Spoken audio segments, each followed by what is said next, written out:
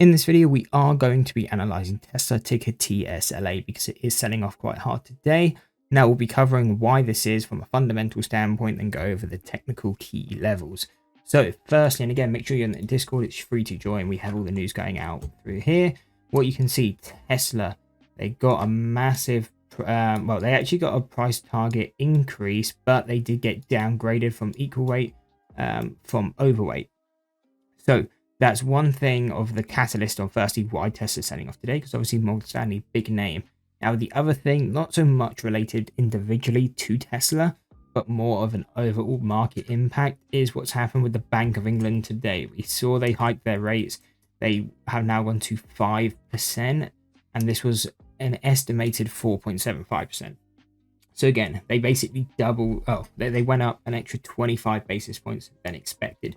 So never going to be great for stocks when you see this, usually strong for the currency, but bad for the indices. And even though that's European news or UK news, it still has an effect on the international markets, obviously like the US markets.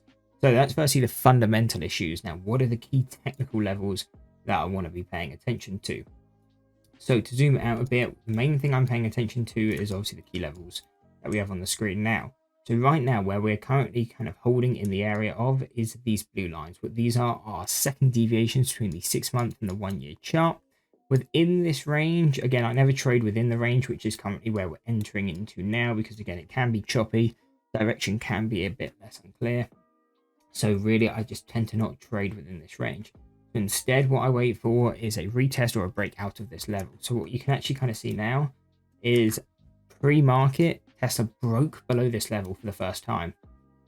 And what you're seeing is, again, and that's on a fundamental issue.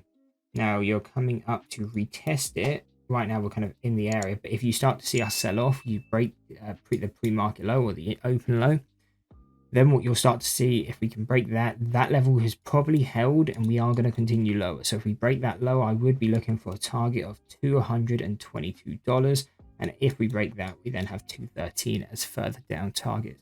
So it could have quite a strong sell-off if we break the intraday low as of right now, which again is around $248.50. Now, if we start pushing low to the upside, again, we're still in that range of these second deviations. I'm not going to touch that. I'm not going to try and predict anything when we're within that range because the probability is not going to be as high. Instead, I want to see a break above this 263. Come back, test it as a support. If that holds, we have a good chance we're pushing up to that next deviation, break that 280 high, and we want to see a push to 290. Now, once we come into the 290 range, this is where we hit our third deviations. We have a third deviation at 290 and 315. Now, this is key.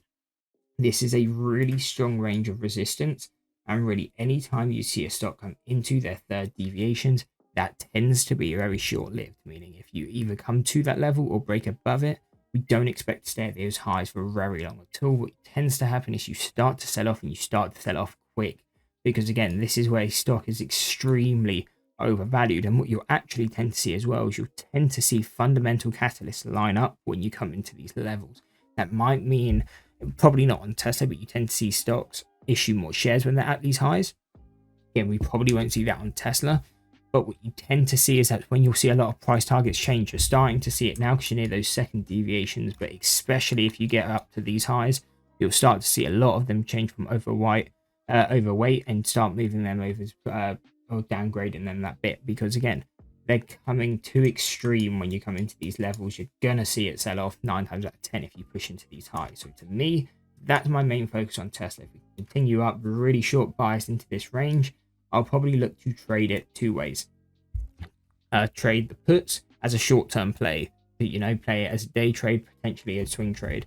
Then what I'm looking at is vertical spreads. So this is, you can pick out an expiration. We could say a month down the line where you say Tesla is going to be below $290. You can get a one-to-one risk to reward. And chances are in a month's time, we're going to be much below that 290 than above it. But again, it's a one-to-one risk to reward. So if it did stay quite parabolic, not going to be the end of the world. We just take that loss. But the majority of the time, you're going to sell off because it is overbought. And then we can lock in those profits. So those are the key levels I'm paying attention to on Tesla.